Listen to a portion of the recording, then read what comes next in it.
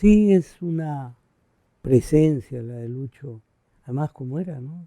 O pasaba inadvertido o estaba presente, presente, presente. Conversar con él era una fiesta. Era muy un imán, tú has dicho, ¿no? Un magneto muy fuerte, ¿no?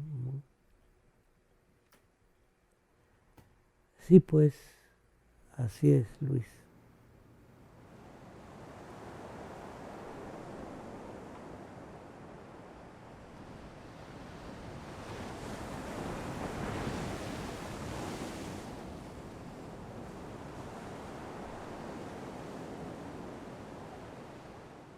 Lucho se tiene que entender dentro del contexto de Jesús María, de 6 de agosto y de 6 de agosto 853, mi casa.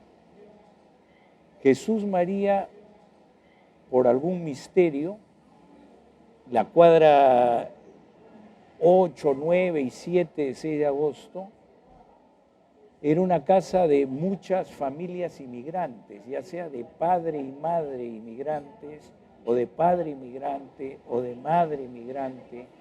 Habían judíos, rusos, suizos, yugoslavos, españoles, italianos. Todo esto, toda esta gente traía el acervo de sus culturas.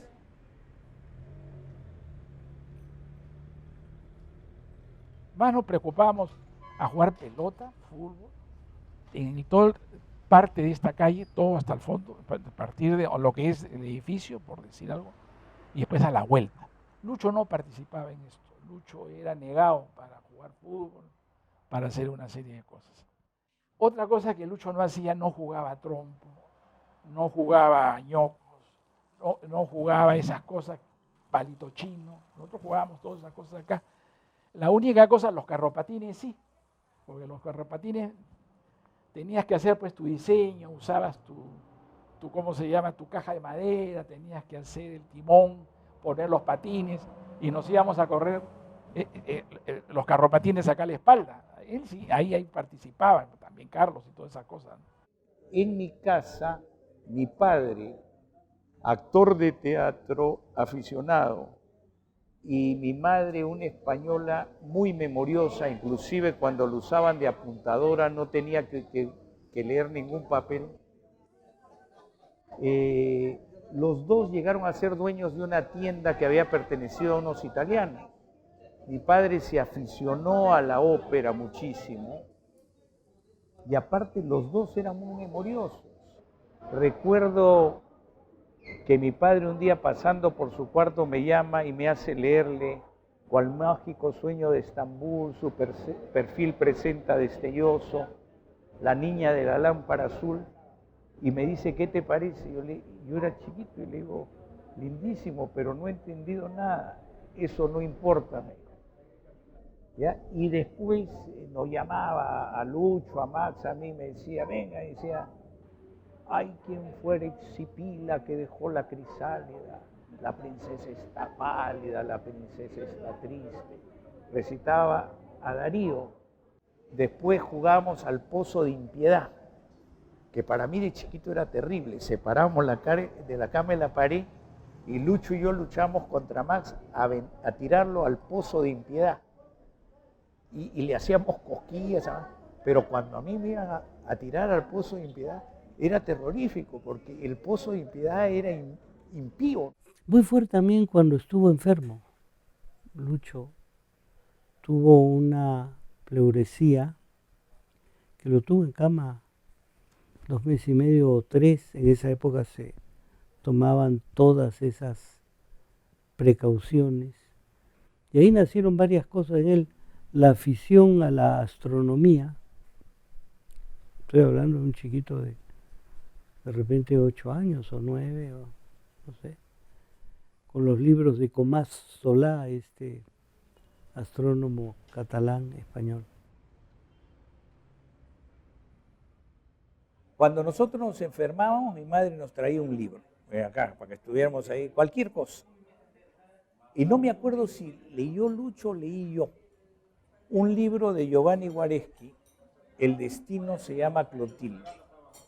El título nomás ya es maravilloso. Y lo leímos, lo leí yo, lo leyó Lucho, se lo dio al Flaco Iván, a Silvio, a Manolo, a Emilio, a Gabilondo, y todo el mundo hablaba del destino se llama Clotilde y sabíamos todos los personajes. Es un libro maravilloso. Después Mark Twain, él era Huck, yo era Tom. Tom es más fácil que Huck. La Odisea y la Ilíada, él era la Ilíada, yo era la Odisea. Ramayana y Mahabharata, él era Mahabharata, yo era Ramayana, también el más fácil yo. Él era Verne, yo era Salgari, a que nos gustaban los dos. Ya me acuerdo cuando más o menos descubrimos la música clásica, digo, con un concierto que le encantaba, que es el concierto número 2 de Rachmaninoff, concierto para piano. Pero súbitamente él pegó un salto y yo me quedé pues en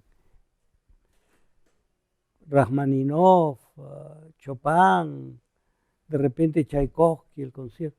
Y ya Luis comenzó a meterse, siendo bastante más joven que yo, 5 años, a meterse, como decía, en la música de los 5, ¿no? Rimsky, Mussorgsky, como me ha hecho recordar Herman, Cui, Balakirev, Borodín y Rimsky. Lucho tendría 14 años, 15 años, yo tenía 12, y él tenía su colección de discos clásicos. Entonces a él le gustaba de que yo, Silvio, agarra un disco y ponga donde tú quieras. Y yo te voy a decir qué movimiento es el que. Yo a los 13, 14 años, qué movimiento. Es la música que era una permanente presencia en Luis. Yo creo ahora que además no solo era un amor y una pasión por la música, creo que encontraba en la música un solaza. Creo que era algo que lo necesitaba, ¿no? Trajo prácticamente a muchos amigos de su colegio, que en la época del colegio prácticamente venían casi todos los días a su casa. O sea, es como cuando fue a la Católica, igualito. O sea, ya trajo amigos. Yo lo llevé a mi casa y me hicieron apanado, bullying. Por ahí llevaba un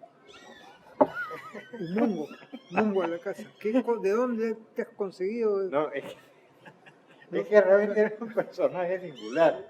Claro, es completamente atípico, pues, porque en el colegio tú eres amigo de los patas que o son viciosos, movidos, qué sé yo, o juegan deporte, o son exitosos socialmente, etcétera, etcétera. Pero él no reunía ese tipo de... No encajaba, porque yo recién en la universidad me lo vuelvo a encontrar y vuelvo a decir, pucha, ¿yo qué he hecho para encontrarme de nuevo con Lucho Hernández? Con que no encontraba yo afinidad alguna. Supongo que sería en el año 65 o algo por ahí, en la casa de los Larcos. Yo era de la promoción de Iván, y un día llegué a la casa de los Larcos y vi a un sujeto escribiendo en el escritorio del señor Larco, con unos libros ahí. Y yo pasé al cuarto de Iván y le dije, ¿quién es? Porque era muy especial en sus movimientos, ¿no? Lucho no era muy común, por decirlo menos, en su manera de gesticular, bueno. Y me dijo, bueno, es Luis Hernández. ¿Ya? Nos hicimos amigos, duramente, ¿no? Detestablemente a veces, como digo en un poema, porque era muy especial, ¿no? A veces era detestable, ¿no? Pero nos hicimos muy amigos, pues, ¿no? Yo creo que Lucho estudia psicología primero y después se da cuenta que necesita algo más. O sea, nosotros teníamos una vertiente de ciencias y de letras. lo más cercano a esa combinación de humanidades y ciencia es la medicina. Max estudia medicina, se da cuenta que no está tan interesado en la medicina como yo, sino en la psiquiatría. Lucho estudia psicología y de ahí decide ser médico. Es bien extraño, pero creo que más influencia que del padre o la madre es de Max. Entonces, con Lucho hemos estado en la universidad, hacía dedicación exclusiva o full time, en la Católica 5 años, más 2 años de premedicina, es un montón de tiempo. Los viejos tíos italianos tenían unas hectáreas ahí en Chanchamayo. Y con mis hermanos, con Larco, decidimos irnos a vivir ahí. ¿No? Eran 90 hectáreas de café, de cítricos, de paltas. Y queríamos salir, pues, en la época de los pelos largos, de los hippies y todo eso. Un día llegó Lucho, todo de blanco, con unas cajas de medicinas y de parlantes de auto. Sí. Y entonces él fue muy feliz en esos largos meses, casi un año que estuvo ahí, atendiendo como médico a los campesinos, porque la Cruz Roja iba una vez al año, imagínate. En la tarde recibía pues a las mamás, usualmente, porque era pediatra, ¿no? Entonces preguntaba, ¿tenemos chocolates? No. ¿Cigarros hay? No. ¿Pisco? No, ya, señora, traiga 2 cajetillas de cigarros, ese era su pago. O no traiga nada, un chocolatito nomás. Y si la señora, al papá se le veía con más posible posición económica, traigas una chatita de pisco. Y ya está, y eso, lleno de gente. Era muy especial como médico, pues muy buen médico. Y fuimos muy felices realmente. Fue extraordinario. Una vez le pregunté si escribía poesía, si estaba escribiendo allá. Me dijo, acá, por supuesto que no, güey. Ni se me ocurre, con todo esto, yo voy a escribir poesía. Solamente ponía música en los parlantes, porque llevó su aparato de música, entonces un montón de cordeles. Entonces puso entre los árboles, alrededor de donde vivíamos, un montón de parlantes y pum, enchufaba a las 7 de la mañana Mozart o Bob Dylan o los Beatles en toda la selva, a todo volumen, era una maravilla, por Dios. Digamos, en términos actuales, era algo nerd. Era muy fuerte, valiente, pero yo sentía de alguna manera u otra que yo tenía que protegerlo. Mi descripción de él es prestada, creo que de Philip Roth, pero era como un radar demasiado sensible para un mundo tan imperfecto. Había que aguantar su sabiduría, su enormísima cultura, su ironía, su desprecio muchas veces. Él nunca leyó un poema mío y cuando yo algunas veces le di, lo rompí y decía, tienes que aprender a escribir. Entonces, claro, cuando uno es jovencito, te da pica, pues, ¿no? Pero aprendí mucho. Era reservado, no cabe duda. Sumamente inteligente, creo. Puede sonar a exageración de hermano, ¿no? Pero sí creo que era sumamente inteligente.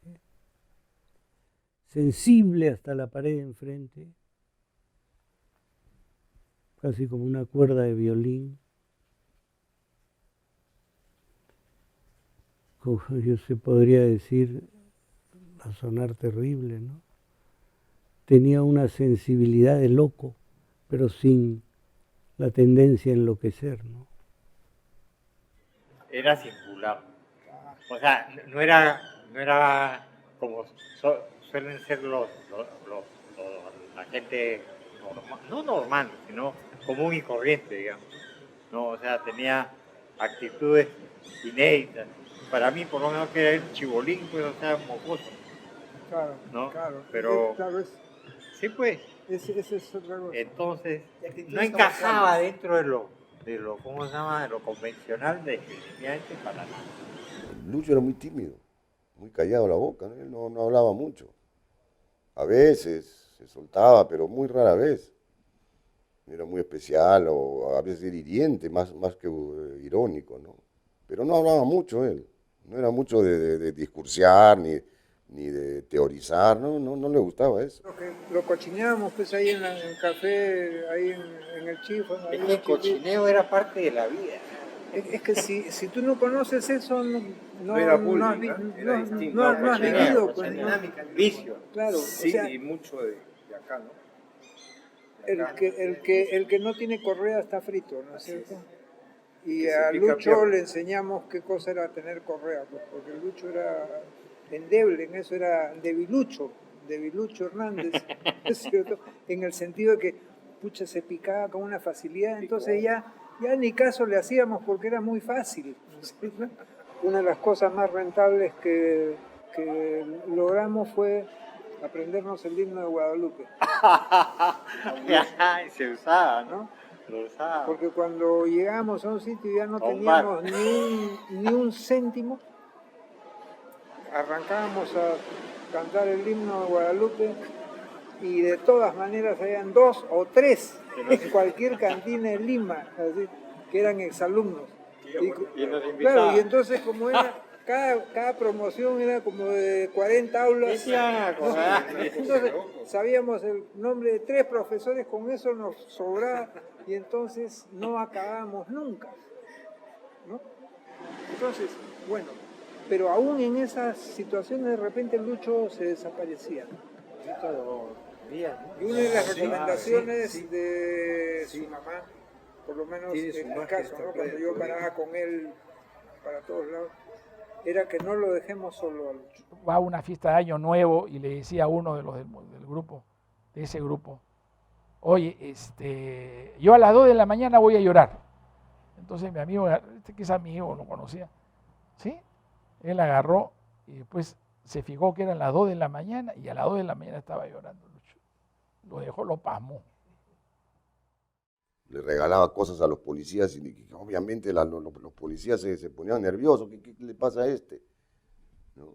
Entonces era fregado, pues varias veces estuvo detenido, pues, ¿no?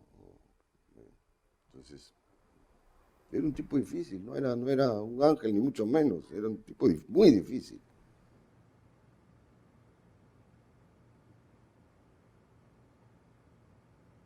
Con Ezra Pound también me gustó. Lucho me hizo ver a Ezra Pound de una manera interesante. Pero Lucho le encantaba Ezra Pound.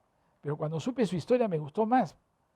Como que había sido fascista, que yo venía de Italia y todas esas cosas, había en Pisa y había defendido al facho pues, de una manera, 10 años, 12 años, que los italianos lo querían colgar y con la justa lo salvaron y todo. Pero Lucho lo adoraba. A Lucho no interesaba filiación política ni nada.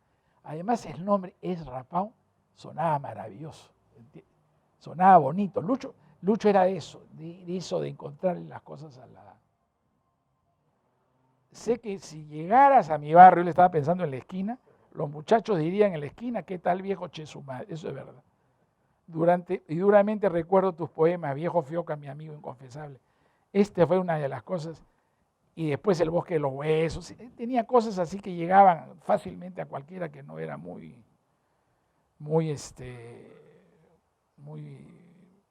especialista, ¿no? A veces cuando estaba de buen humor, sacaba un libro de quién, por ejemplo, de García Lorca, de Juan Ramón, qué sé yo, y me decía, sigue el ritmo. Entonces él leía el poema y yo tenía que golpear en donde está acá. Ese no es el ritmo, no tienes oído. De nuevo. Ah, por ahí. Esa fue su gran manera de enseñarme, de tener oído con la palabra, con la poesía. Su poesía es pura música, pues. Un ritmo divino tiene, ¿no? Y la poesía es música. Y yo quería hacerle un homenaje a Lucho y a mi mujer y a la Herradura. Mi mujer, Esther, encontró esta libretita que se la había regalado Lucho a ella y era inédita hasta que la publicó Rafael Romero. Y en ella dice Lucho, digamos que eres humano, say you are a kid, and one that night caminas y alguien te pregunta si el agua del mar está hermosa, tal vez, o impulsado a merced del océano, nadas. Lejanamente reconoces la complexión dorada del sol, his gold complexion, y recuerdas asuntos muy simples. Anduviste y ahora en la orilla, esperando con el sol y una simple botella de vidrio cuyo contenido whisky te anuncia la próxima alborada. Así de fácil es amar. ¿Cómo fue cuando gana las constelaciones el premio? No, bueno, el segundo premio. Ganar el segundo, eso lo hirió, creo yo. Creo que le dolió. Yo creo que Lucho sí debe haber sido, necesitaba pues afirmarse probablemente por razones muy profundas. Para él probablemente ser el segundo era ser el primero de los últimos. Tenía precisamente Lucho Camarero por lo menos 2 de los cuadernos que su primo le había obsequiado. Yo lo leí y me quedé tan impresionado por la belleza de esos poemas que dije, bueno, estoy buscando un asunto a tratar para mi doctorado en Lingüística, Literatura y Filología Hispánica. Esto realmente es valioso. Y quedamos en vernos en su casa de la calle 6 de agosto. Y le dije, mira, quiero que me digas si es cierto lo que me ha contado tu primo. Sí es cierto. En un principio, cuando él tuvo su primera hepatitis, él tenía unos cuadernos que trajo como de Alemania, donde tenía citas de sinfín de poetas alemanes, rusos, ingleses, De tapa dura, italianos, ¿no? que lo hacía con pluma de, ponte una Esterbrook o una Parker, ¿no? O sea, y ahí empieza un poco Se llama pluma fuente. pluma fuente, ¿no?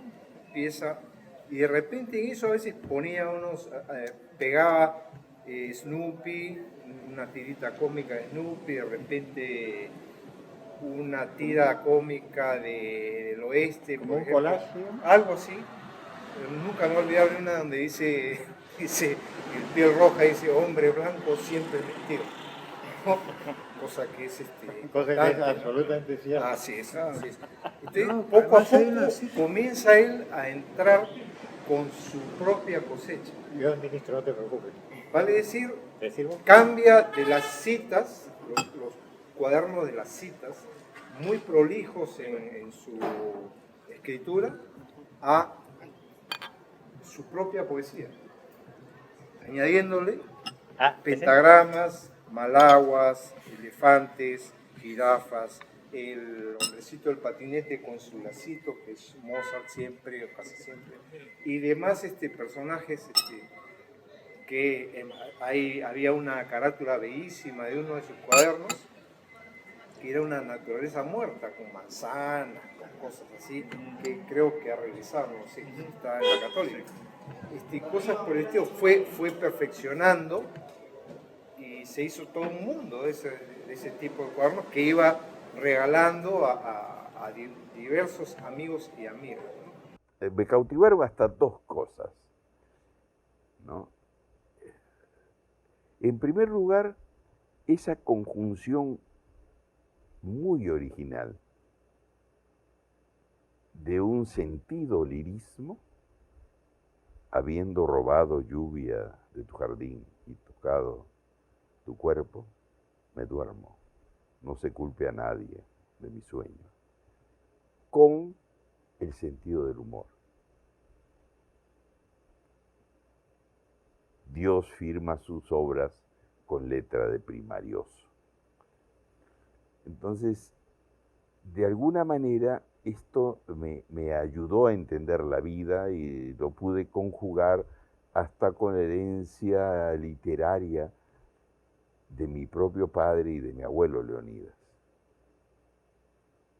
Esa cohabitación de una persona sensible bajo el mismo techo que habitaba también una persona traviesa, irónica, mordaz.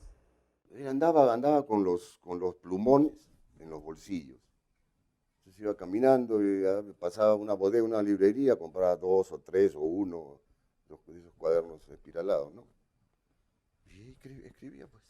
Iba andando por aquí, avanzaba una página, avanzaba 2, se iba a su casa, lo llenaba o no. Entonces fueron cientos de cuadernos. ¿Cuántos se habrán perdido en las calles, regalando? O a veces compraba cartulinas, hacía unos dibujos preciosos, porque esa es la obra. Él también es un eximio dibujante, un colorista maravilloso, ¿no?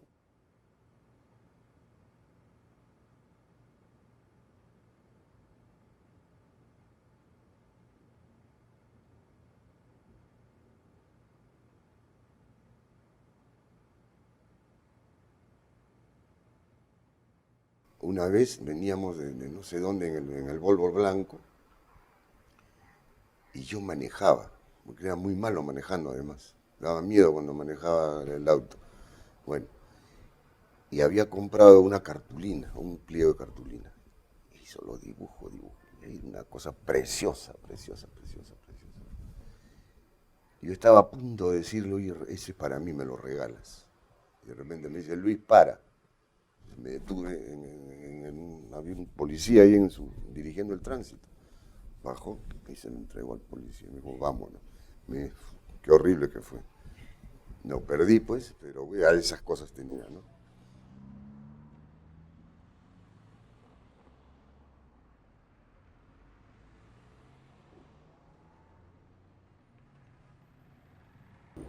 Un día,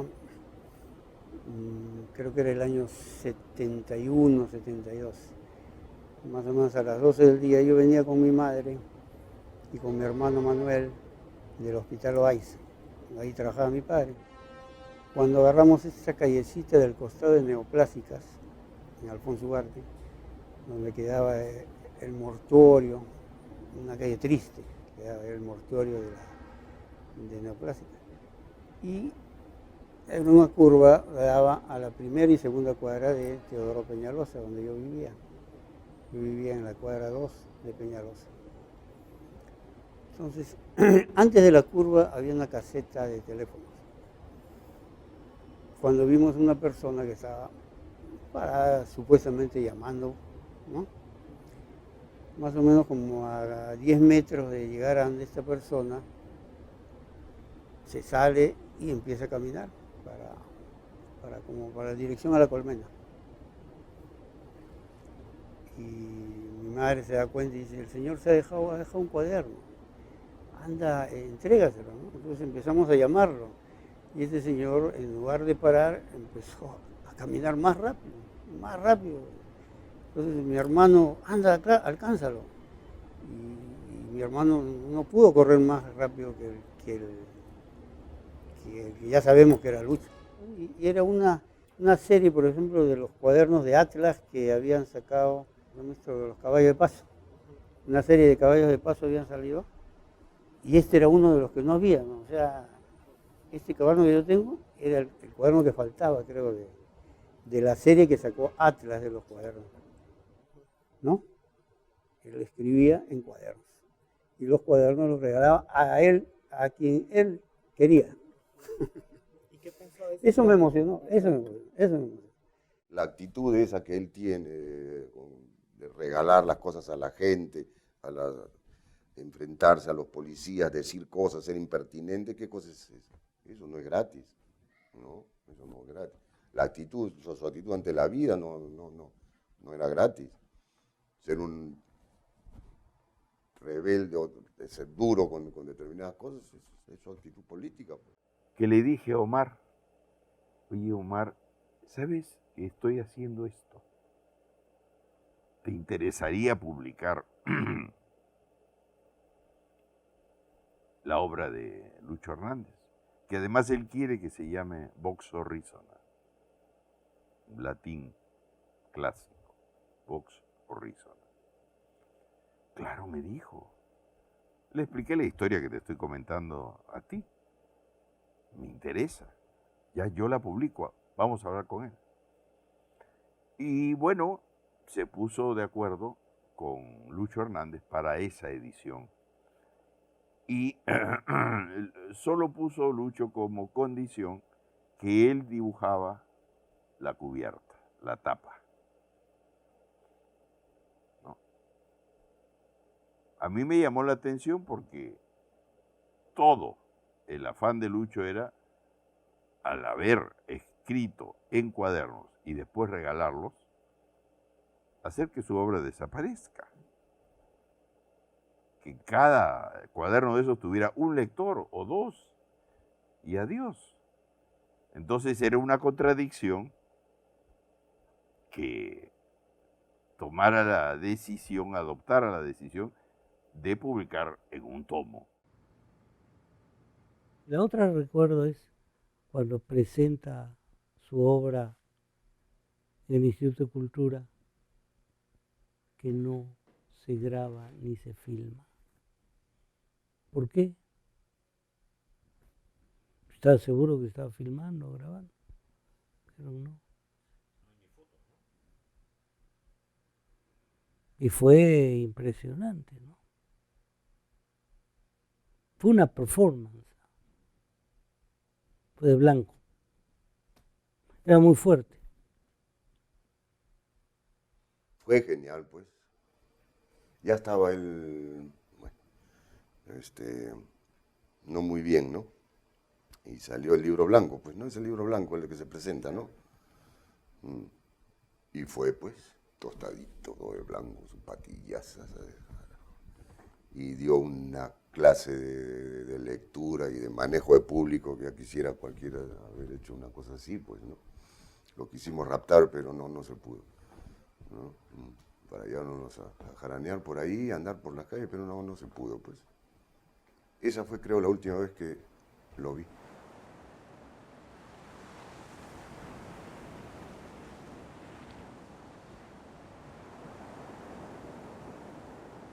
Yo no sabía lo que estaba pasando. Lucho se quejaba del dolor, ese famoso dolor, y me habló del sosegón y todas esas cosas. ¿Ya? Tengo que poner un sosegón, si no, no puedo salir. Yo no tenía exacta, ¿qué te puedo decir?, idea de lo que el sosegón significaba. Para mí era una cosa que le quitaba el dolor. Y si a Lucho le quitaba el dolor, bien para él y bien para mí también.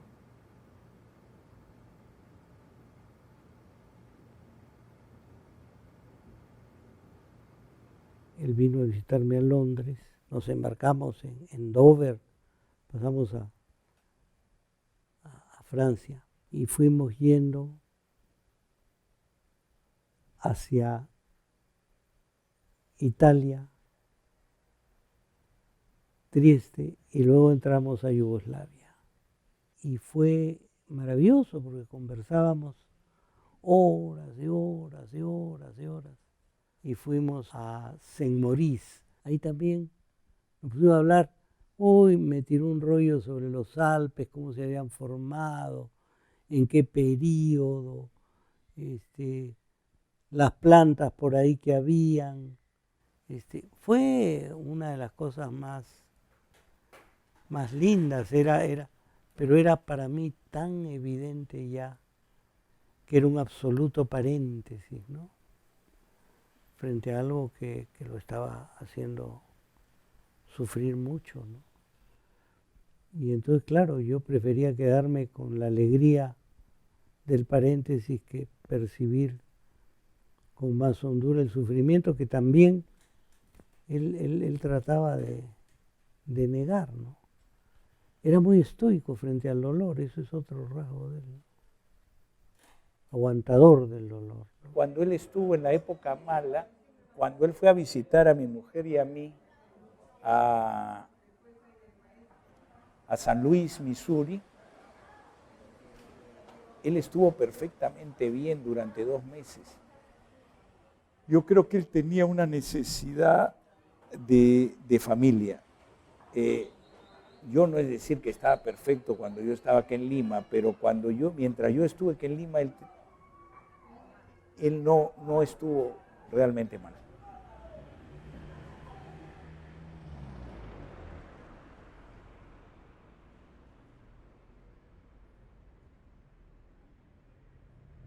Yo creo que él no se sentía bien acá, en Lima, pero sabía que no podía vivir fuera de acá, ¿no? Creo que no hubiera podido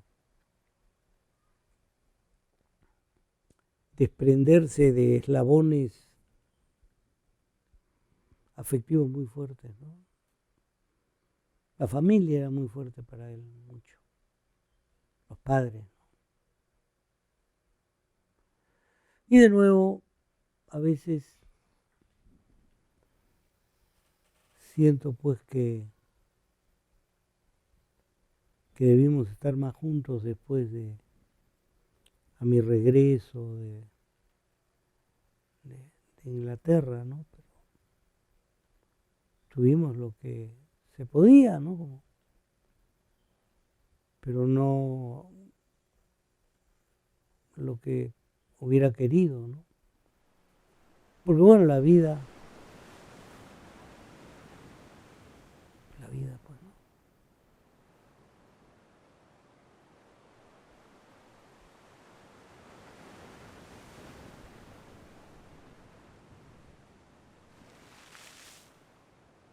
Hay mil Luchos, hay el Lucho para mí de 8 años, hay el Lucho adolescente, hay el Lucho de edad mediana, hay el Lucho más grande. Va a haber 1000 formas de verlo y de leerlo, pero yo creo que lo más importante es su poesía y su capacidad, como te digo, de sintetizar cosas de la vida. ¿Y sabes qué es lo que me da pena de la muerte de Lucho? Me hubiera encantado que tocara clarinete con mis nietos o piano con mi nieta. A mi criterio, la poesía de Hernández es probablemente de las más importantes que haya dado el Perú al patrimonio poético de la lengua española, ¿no? Yo